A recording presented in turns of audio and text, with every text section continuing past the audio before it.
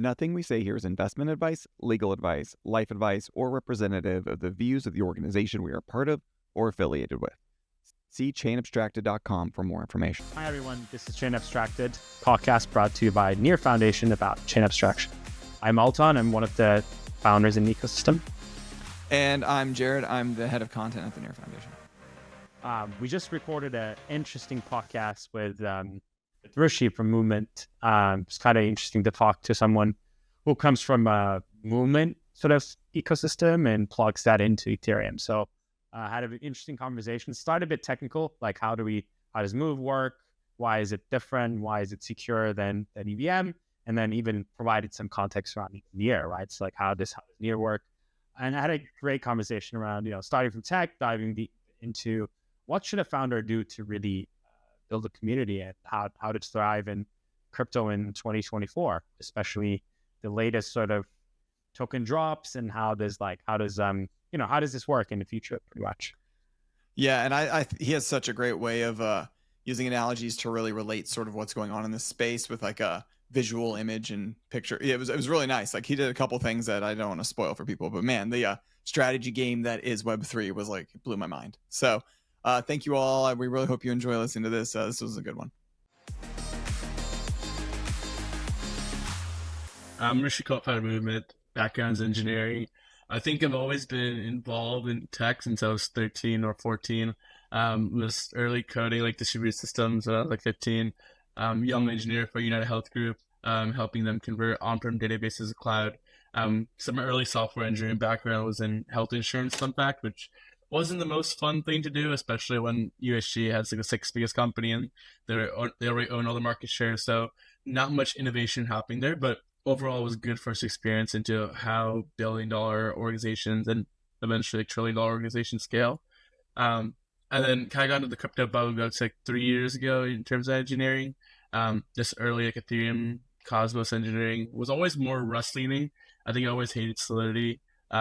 Just because it was really difficult to work with. Anyone that's written Solidity or has contributed to early EVM days knows that it was more of a patchwork fix and wasn't actually meant to scale. And then, started coding like Cosmos, other Rust-based languages. Thought it was good, but needed more work. At this point, I was still in college. I went to Vanderbilt with my co-founder, Cooper, who was a few years older than me.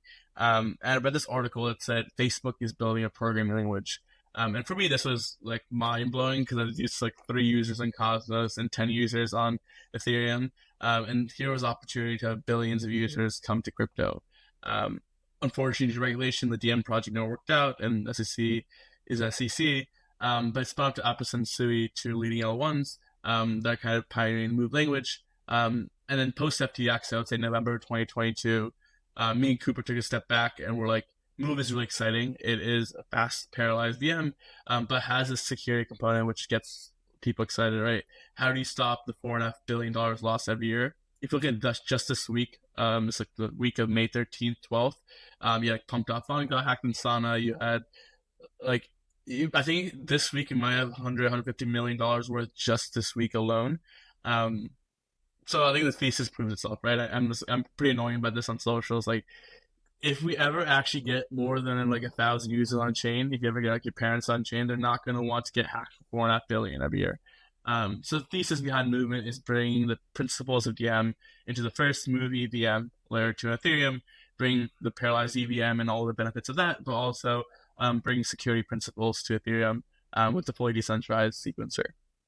How does that process work? So I guess like you have parallelized VM, which is Move, right? So the question is like, how does Move work, and how do you parallelize Move in a way, right? I mean, like parallelization for us, like from Near, has always been like parallelized in a horizontal manner where you just like the blockchain, versus like for Solana, it's always been like, let's just add more like hardware so we can process more transactions. Actually, it's kind of a meme, right? Like where you have a bunch of like transactions failing. So how does that work? Love to hear more about that, because I'm into Move as much as a lot of people did. Right?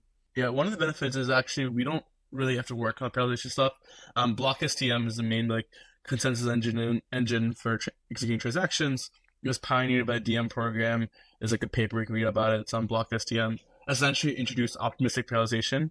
So having concurrent threads with an execution, having obviously beefy hardware requirements, but more specifically in the VM, where you can essentially queue up transactions, execute them concurrently, and not have to worry about, okay, is this transaction failing, and order transactions. And when you compare like Solana and Aptos and Sui, there's two kind of main execution styles. With Solana, you have to manually code the behavior between different transactions. So if you have, let's say, for example, 5 transactions going, you have to keep in mind character straits.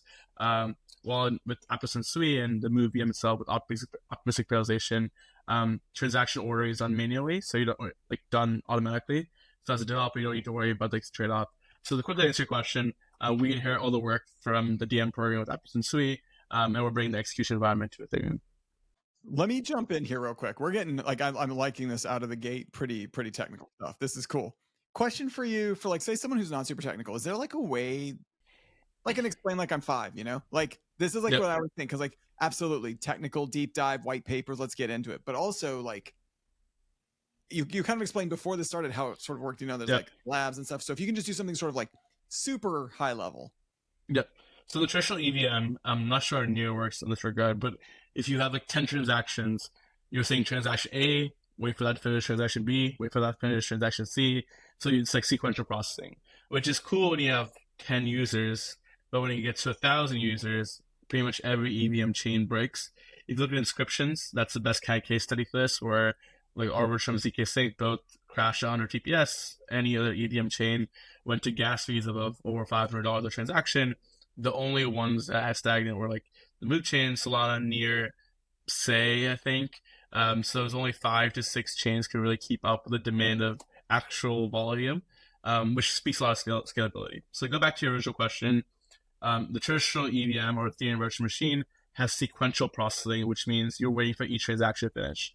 Whereas parallel processing is you have multiple threads. The best kind of visual for this is when you're checking out, let's say at a grocery store, you have one line for the sequential processing. So you're waiting for each person to finish shopping.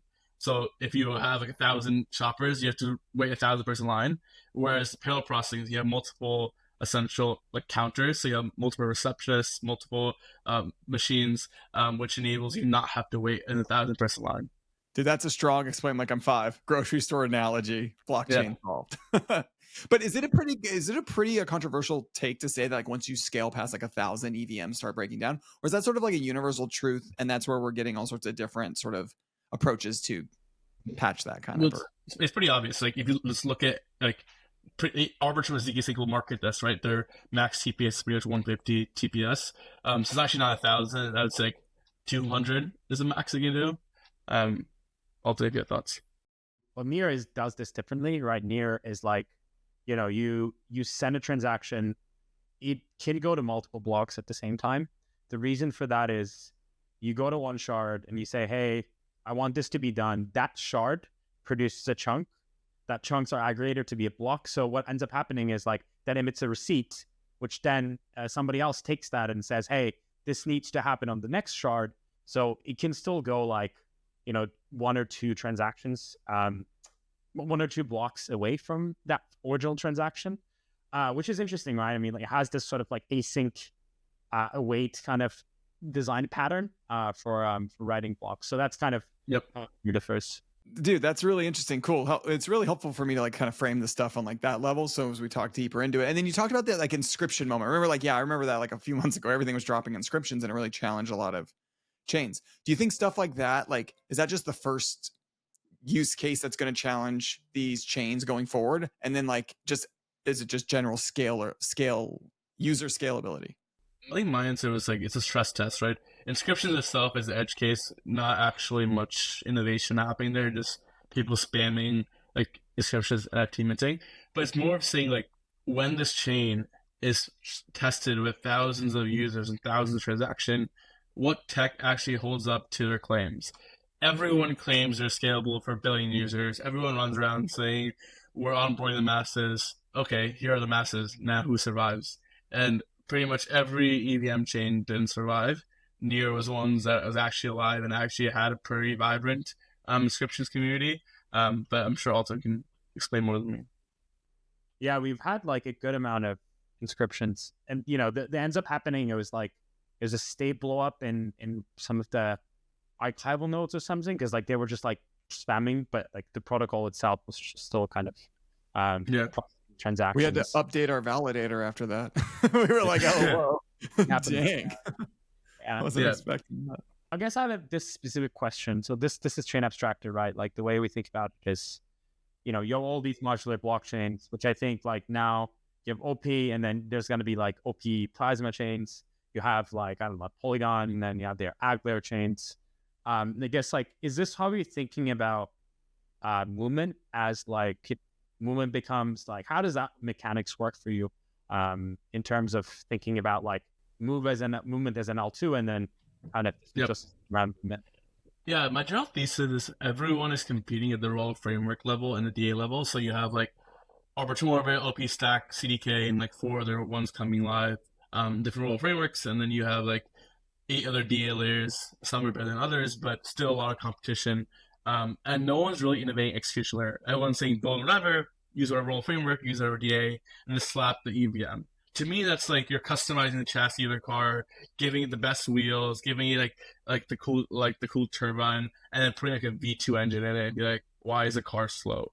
So I think the way we're exploring it is just saying we're not going to innovate a real framework dealer. There's people who know better than that. We're purely focusing execution. How do we make sure that the smart contracts that we're running, how do you make sure the transactions are executing fast and securely? So with that, we have the Move Stack, where anyone can launch whatever role framework rollup they want. So you can use OP Stack, use Celestia, Eigen, whatever for DA, Near for DA, and then use our VM for execution and connect to the shared sequencer. So we already have like 7 or 10 rollups live in the next 3 or 4 weeks that are using OP Stack, Arbitrum Orbit, Polygon CDK.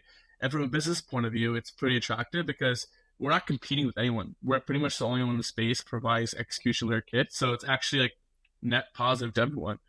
Essentially, you can say like you can keep your existing tech stack, keep your Polygon alignment, keep your Celestia alignment, whatever you need, but just use a faster and better VM. So far, the business development has been pretty good from that front. Like there's no movement stack per se. It's more like I'm the execution layer. I provide move VM to OP Stack. Yep. And then we have a shared sequencer as well. You have a shared sequencer. Okay. Because I see. So so your shared execution is kind of like what OP Plasma and all the other ones are kind of do. So everybody sequences at the same time, I guess, right? So that's okay. Interesting. So in that world, how does like an abstracted looks like then, right? I mean, movement. So using the movement sequencer, does that allow you movement rollup A to do something with movement rollup B? Yep. So we actually posted a demo that's like 2 weeks ago showing one of the first shared sequences live. And yeah, so far with that demo, you can have like your rollup A, rollup B, communicating with one block explorer. You can essentially do if you have DEX on rollup A or a book on rollup B, you can do swaps between them, which is pretty exciting. And then I think broader from that, like talking through like chain abstraction is very exciting to me, right? You have like the DA, which has been innovated. You have shared sequencer that's been innovated. You have execution that's been innovated, and there's this realm between application and infrastructure, and that's chain abstracted. Like if you look at every layer of a stack, it's pretty much been funded bottoms up. Like you had all these D layers raise big rounds, you had shared sequencers raise rounds, and then you had execution layers raise rounds. And the chain abstraction world is still pretty untouched. I think Near is probably leader in terms of making this a narrative, and kudos to you guys for that. But there still is a lot to be done. Where my vision is there's 2 sides. There's users chain abstraction, there's developer chain abstraction. On the user side, it's like when I'm using Uniswap on a single app infrastructure layer, I don't know what layer 2 or layer 1 I'm using. It's just I can be like, I want to do a swap from Arbitrum to Optimism, not worry about token standards, not worry about who's being involved, and do swaps to that side. So in movement, what we're saying is we're going to have a unified execution layer with the same token standards. So if let's say you have a DEX on rollup A in the moving system and DEX on rollup B, whether it's OP Stack, Arbitrum, CDK, whatever, it's the same token standard that can be swapped between different rollups, which solves a lot of issues with chain abstraction. The second thing we're seeing is abstraction developer level, right? Right now, if you're a Web2 developer coming to the system, there's about 100 different CLIs. You have the Near CLI, you have the Avalanche CLI, you have Ethereum CLI, which makes it really difficult to use, right? So it'd be really interesting to see a kind of like chain abstracted CLI where you can be like, near deploy dash dash Arbitrum, near deploy dash dash Optimism, and have one centralized CLI for any deployments. Actually, chain signatures in a way tries to do that. Like basically, chain signatures is just an MPC that is like near validators will opt in and say, hey, like you can actually drive an Arbitrum address using a near account, right? So then what's happening is like you just basically send it to a smart contract saying, hey, give me this Arbitrum address and I'm going to deploy a smart contract to the Arbitrum. That's kind of how like we're thinking about it, which makes sense on the developer side. Well, something that's super cool for so this chain abstraction aspect, you said the dev abstraction, which is interesting too. So I kind of visualize it like you've got these, like, I think, we're going to go into this like app revolution is about to start coming. All the infrastructure's here, there's that chasm, and then boom, we're going to have products and apps using all this really awesome infrastructure. The chain abstracted layer, like you said, so the apps will basically connect to that. And then that chain abstraction layer will solve a lot of is it two rollups talking to each other or whatever all that stuff is. Then you can layer in basically an AI agent can self-route all that as well, correct? Or is that are we not even at the point yet where we can start thinking like, I've got an app, I make a thing below the chain abstracted layer, and AI just sort of finds the best route for everything for me using the infrastructure. I'm not an AI expert, so I'll probably let someone else. I'll talk to that. But I do think it'd be interesting. There's I've seen AI liquidity agents where there's a few DeFi builders saying oh, we're gonna do a cross-chain essentially liquidity aggregator. Think like Jupiter, but with the AI agents built in. So if there's a better transaction, let's say on top of Optimism with Arbitrum for getting yield on my ETH, I can do that automatically. There's automated market makers, which is interesting. I think that intents would probably be the first evolution over the AI. There's a company called Shogun, disclosure, I'm an investor, where they're kind of a modular 1-inch where they have liquidity connectors to a bunch of different L2s. If you deploy a smart contract or if you want to essentially trade a meme coin, it'll route liquidity between Optimism, Arbitrum, Near, etc. Within one interface. Moving on to the movement side, I guess. You said you've been with user and development side. How do you see yourself? I guess you have the what would be the end game for movement for chain abstraction? Like, do you have any ideas as to how movement rollups would interact with, let's say, other rollups or L1 and L2, and how do you see that? Yeah, so I think obviously Optimus and Arbitrum all have visions of doing shared sequencers.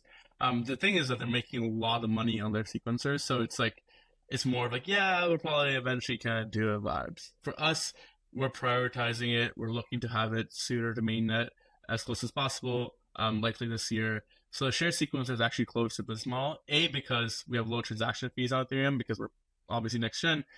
So the sequencer fees aren't that lucrative for us. And then B, we believe in a world where everyone has to decentralize their sequencer. If you talk from a regulation point of view, sure, that needs to happen eventually. But more so tokenomics point of view, right? Most L2 tokenomics today are meme coins, just governance tokens without actually value accrual. Yes. When you actually have decentralized and shared sequencers, there's a voting and staking method where validators stake the token for sequencing layer 2. So it's built-in economic buy pressure. And going on to Altan's question of where we see chain abstraction, I think we're probably the first main role of prioritizing shared sequencers. So you'll have the movement network and its associated chains. You have Arbitrum network when they come live, and Optimism. You have all these different layer 2s with their own kingdoms, essentially, with their own network of layer 2s. The question is, those are all different countries. How are you connecting them all, right? You can say, oh, bridge, so layer 0, wormhole, etc. But no one likes using bridges, obviously. You can have shared sequencers, but from a business point of view, I don't want to use Optimism shared sequencer, and Optimism doesn't use my shared sequencer. Why would they give up their fees, etc.? So there's this world where you need a composability layer connecting all these different shared sequencers. So that's where intents gets interesting. We're not at the stage probably where we can give an accurate glimpse of that, but there's a few teams can explore it. I think NodeKit is an interesting team that's doing a composability layer, essentially trying to connect all the different shared sequencers. That could be interesting. And eventually it's on a roadmap that once we get our shared sequence live, we want to build a messaging protocol where maybe it's dual staking. So let's say you have an Optimism node in a superchain and the movement node, and they both dual stake the shared security. So it's kind of mesh security in that sense, where movement node operators take OP, and then OP node operators their movement, and then essentially they can validate each other's network. and then it's very similar to Angular at that point, where you can essentially connect all these different shared sequencers. It's very experimental and probably years out, but I think that's the end game for the shared sequencer kingdom route. It's cool. Yeah, we tried to do that with like, we're actually like kind of built on testnet, which is the near fast finality layer, essentially just like is the state for L2s. But it's still still needs some work. I mean, it is great to get that shared state.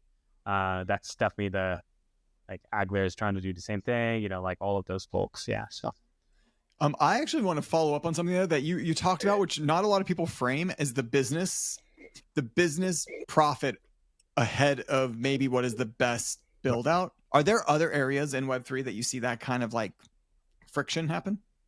I would just say like the EVM is the best example, right? Like the EVM has been out for like years now.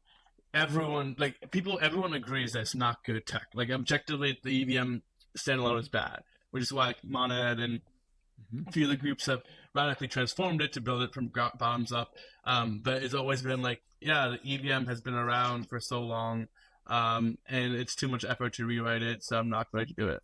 Is there any other parts of the stack where teams are voluntarily choosing to not upgrade for the sake of profits, right? And there's a few different examples. Like you have proof marketplaces, right? In theory, like if you just have one centralized node generating proofs, that's much more lucrative than decentralizing proof marketplace. Pretty much to answer your question is anything that's centralized right now, there's actually very little economic incentive to ever decentralize it. Like even Blast is like some multi-sig, and there's not much economic incentive to really decentralize it because they have like $2 billion of TVL.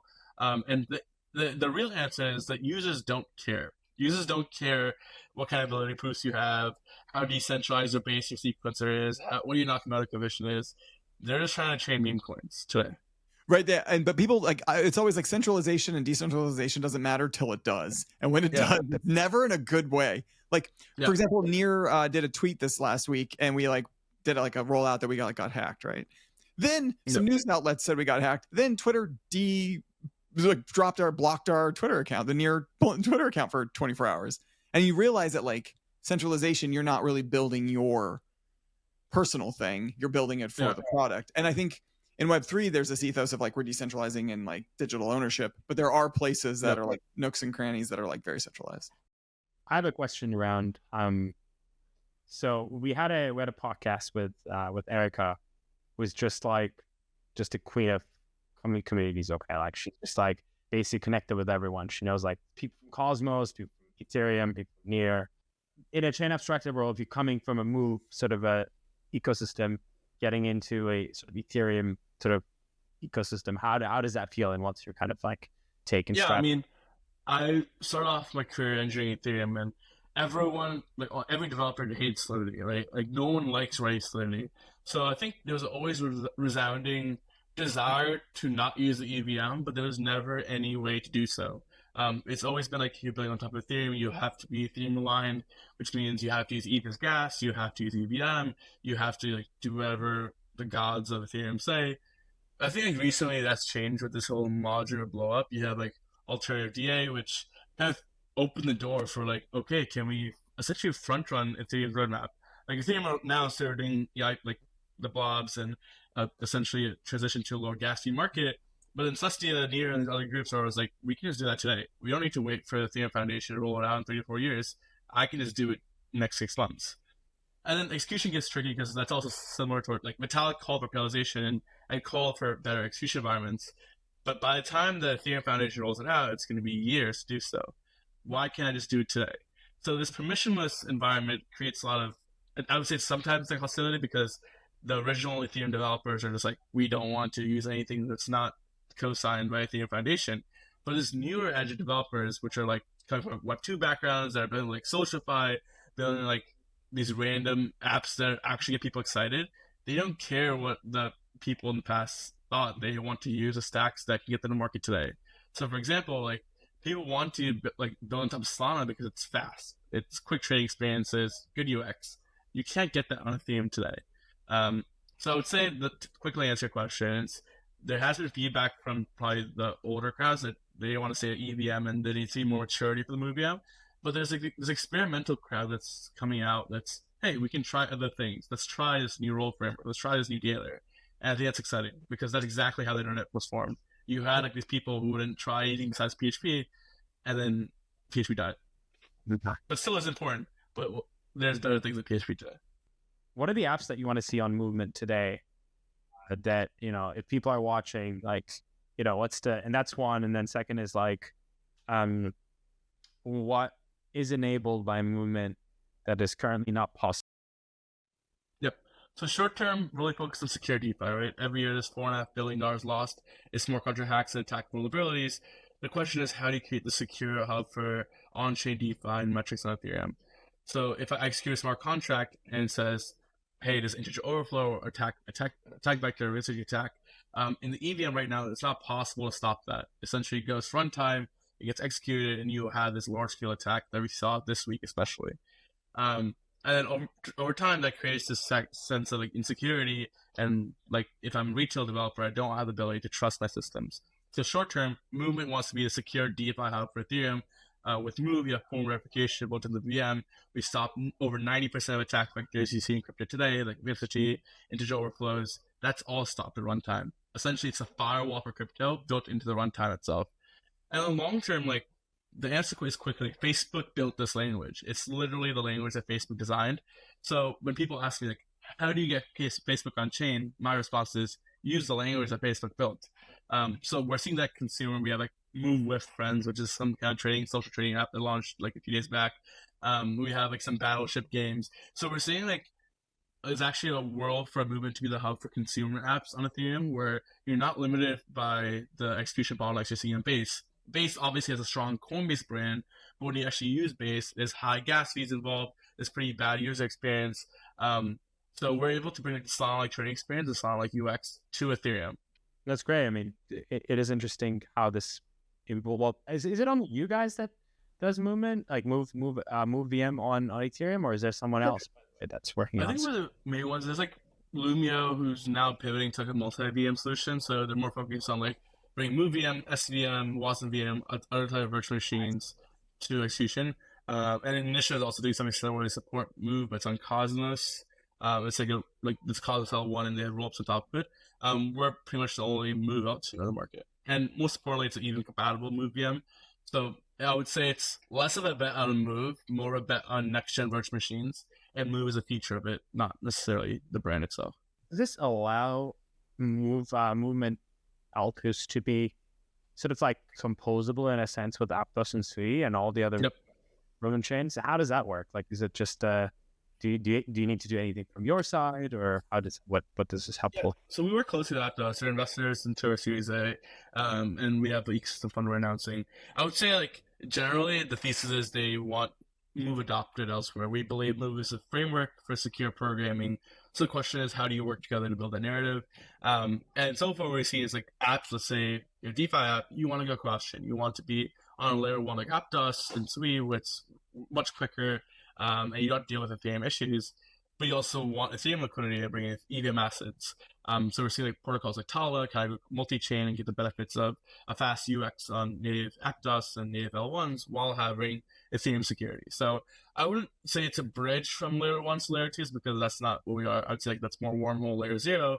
I would say it's more of a unified execution layer that's bringing the narrative together. Like the EVM became so broadly adopted. Yes, Ethereum, but also like every other EVM chain, like Binance Smart Chain, Avalanche, Arbitrum, Optimism, are all EVM. So that creates sticky mindshare of apps and users and developers. So trying to do something similar with the movie system. Real quick, before we jump into founder stuff, is there like, okay, you said the word security a lot. Is it just as like, is there any trade-off for being able to do what you do on an EVM, or is there no trade-off and that's just sort of like this new gen of tech is just like solving a lot of problems? Yeah, I would say like we're fully EVM compatible, so it takes 10 minutes to deploy Uniswap on top of us or any smart contracts. I would say like the main trade-offs is like some of the infra tooling takes some time to adapt because you have different characteristics and different opcode management. So like for example like Fireblocks or like Explorer or like some kind of VS Code plugin probably takes some manual adaptation they would work on, but it's nothing rocket science. It's pretty straightforward. What do you think like is one area founders don't pay attention to now after you've gone through the process of raising all that they should? Founders are often out of touch. They're like, obviously they'll go like Stanford is cool PhD, build this cool tech, get the investor, and they're like, okay, we're doing it now. But they'll build a tech, and they're like, if I build this cool tech, they'll come. The issue is that that's not how it works at all. You can have the best blockchain, the fastest, most secure, end-to-end perfect user experience, and no one can use it. So like, it's about being active on social media, like doing things like this podcast where you explain the vision, connecting with other people. There's like this egalitarian take that me and a few other investors have been talking about. Like, when you're a founder of a protocol, especially an infrastructure protocol, you're essentially the founder. You're a politician, right? You run your own country, your own like territory of footballers and community members who believe in your vision. The financiers, the venture capitalists, so like you think of that as like politicians and people back them, and essentially alliances you have with different countries. So like, for example, I'm like pretty close to Bear guys, and like we have community that's kind of overlapping. And then you have like different. It's like always like cabals with like different VCs that don't like each other, and like different firms and different protocols don't like each other. So it's ultimately a game of politics, and crypto is a game of attention.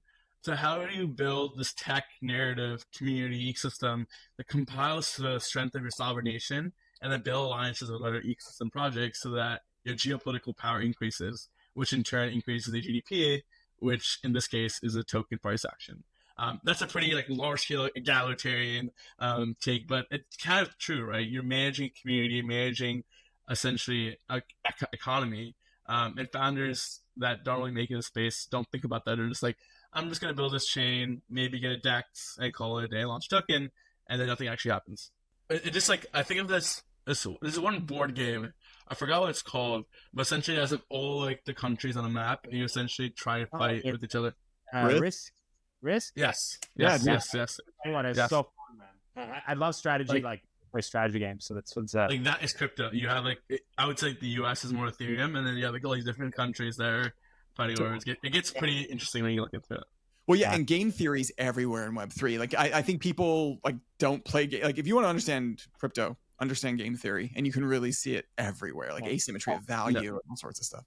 Yeah. I mean, even with things like, I mean, I don't know, just thinking about like this Cornell professor did theory on the game theory sort of practice of like running strategies between tit for tat game, and it is kind of interesting to see like if somebody's defecting, right, you actually defect, you get like 1-1. But if somebody's actually not collaborating with you, and you actually try to collaborate, you actually the one that is losing, right? But I think a lot of folks, like in this cycle, I've seen like more like let's collaborate, which gets like, gets forth like it's a good outcome for each. So which we were talking about like with Erica as well, right? Like I think as the market grew, I think there's more collaborations. One thing on this part, I think it's very important to mention is like when I got into Near Protocol in 2022, we were pretty much like positions ourselves like as an L1, right? Like, which is kind of like, oh, like, hey, this is a scalable L1, but then people start to be like, well, then you're like Ethereum, people start recognizing we're Ethereum killer. There's a lot of these chains that like will die on the sword of their original era that's 3 years ago. Yes, 3 or 4 years ago, everyone can market themselves as Ethereum killers. And even today, like people like L1s generally are priced higher. You see like these large L1 raises and token prices. But in practice, it's more about collaboration, right? What this, more important than DA, what modularity and this whole narrative kind of brought in is the ability for partnerships and alliances to be more prominent. In the past, it was always like, I'm going to build my own L1. The only partnerships are with bridges and infra providers, and I'm going to FUD every other layer 1 that exists. And now it's like, okay, you're a layer 1, I'm a layer 2. How do we work together? How do we bring together different pieces? Which is kind of where I get to my integrated narrative, where like in that there's like 2 camps. You have like the monolithic camp, which is like, we're going to build this layer 1, we're going to build like system L1, and we're going to be the best L1, and everyone else can go out. And you have this other like kind of integrated or modular ecosystem that's saying, like, we're going to work with different providers, swap on different pieces, use different DA layers, use different provers, use different like execution layers, and then find a solution that my community needs. And I was in an argument like last week with like Logan, and we were arguing like what scales the most. And my simple answer to this was, okay, Solana Labs can spend the next 6 to 12 months, and they're a great engineering team. They'll have some phenomenal innovations. But the innovation from 1,000 or like hundreds of engineering teams combined will simply outpace a monolithic engineering department just by numbers. It's one labs entity versus thousands. And simply that scales, and that's how we get to traditional innovation. This is kind of a rant, but when you go on to like traditional Web 2 innovation, or if you think of like car manufacturing, it was never like Ford made all the pieces. That's how they started off, yes. But then eventually they kind of started outsourcing parts. The engine was made by someone, Goodyear the tires, and that's how they were able to scale. And that's where blockchains are today. And I'm glad Near's on the right side of the coin. Dude, you have got strong analogies. This is great because I get that you're making total sense. And seeing that there is this whole, I haven't been able to put it into words that what you're putting into words. Like there is this movement, and like both of you are part of it, where it's like, yeah, it's just you get the collective open source of like collaboration. It's gonna outpace a singular team just on pure human hour value. Yep. Yeah, it's cool. I think you said Near, like Near's kind of, I'm going to show your values now, where it's like you guys have kind of reached the penultimate of being the face of AI, especially with the news branding that helps the whole Ilya's background. But you guys are pushing for these new narratives that no one's really thought of. So kudos to you guys and kind of making the right choices in that regard. And we did it with like a very focused group of folks, right? I mean, like it's kind of that it was a whole sort of mentality switch in like from the bear market to like actually do all of that. So I mean, yeah, kudos to Ilya to spin. He's one of the like smart. I mean, yeah, saying this, I mean, public's one of the smartest folks I've ever met. Cool, yeah. So I guess we have a couple more minutes. Love to just kind of like get your closing thoughts around like what's next for Movement. How can people learn more about Movement? And you know, what are the things that you want to see? Yeah, I mean, like we have DevNet right now, so it's kind of more private. You have incentivized testing, a whole campaign coming, which is the Parthon testnet, and a lot more details coming out in the next few weeks, which we're excited for. So reach out. I think we have over 300 move builders in our chat. We have 120 teams, 35 live front ends. So ecosystems coming live. We have over 10 projects that close rounds. So ecosystem building, marketing, and go-to-market is how we can support any team or builder. And then broader than that, I think like when I look at the market scope today, as of May 17th, I would say the general market is rather burnt. You have these really high FTV, low float launches, which kind of dumps pretty much on retail. So there's like this whole back and forth of how do protocols and founders manage the relationship between their community and their stakeholders and their private interests. And I think what the last few months showed is that community matters more than everything, right? It doesn't matter if you raise all this money and you have all the hype and momentum. If you don't know how to community build and honor the wishes of the community, you'll get shredded to pieces. And all that work in the last 2 years doing goes down the drain, just overnight, potentially. So A, as a founder, that scares me a lot because you can, that one pie chart can ruin your entire life. But then B, it's like, it's something to know for every founder, right? Look at your community, talk to them before you make radical decisions. And hopefully that's something that Movement will be embodying as we unveil the next steps.